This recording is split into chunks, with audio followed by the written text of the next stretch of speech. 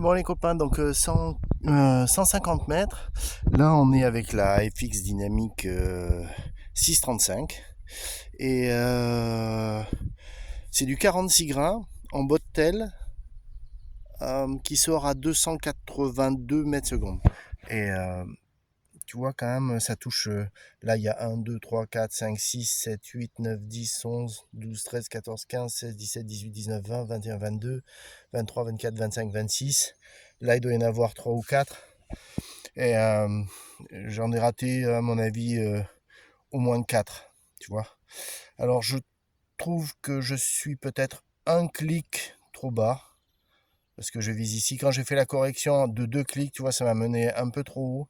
Donc je pense que je suis un clic trop bas. Alors là, on va y mettre un coup de peinture, et puis on va essayer avec le 38 grains.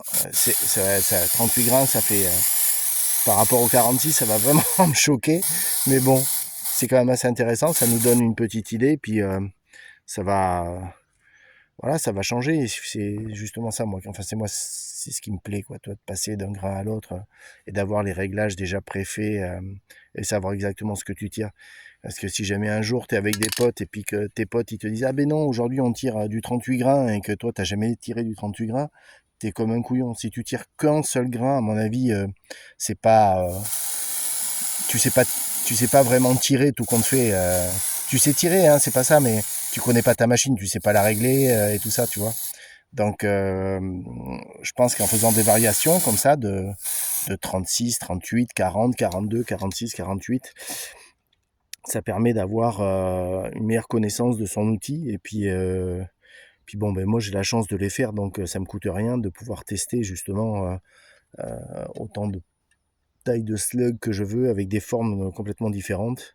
Et ça, je trouve que c'est quand même assez cool. Bon allez, bah écoute, j'ai plus qu'à peindre les autres et puis après on attaque le 36 grains. Je suis pas sûr quand même que... Non, 38, pardon, 38 grains. Je suis pas sûr que le 38 grains, je puisse tirer aussi proprement à cette distance, mais bon, pourquoi pas, on va essayer. Hein. De toute façon, si on tente pas le coup, on saura pas. Non, il y a 4 mètres de vent, 4 mètres de vent qui est comme ça là. Alors c'est pas... T'as l'impression que tu le sens quasiment pas, parce qu'on est protégé par les pins un peu, mais quand on est ici, là, entre les pins, on le sent passer le vent quand même. Donc voilà. Allez, on continue.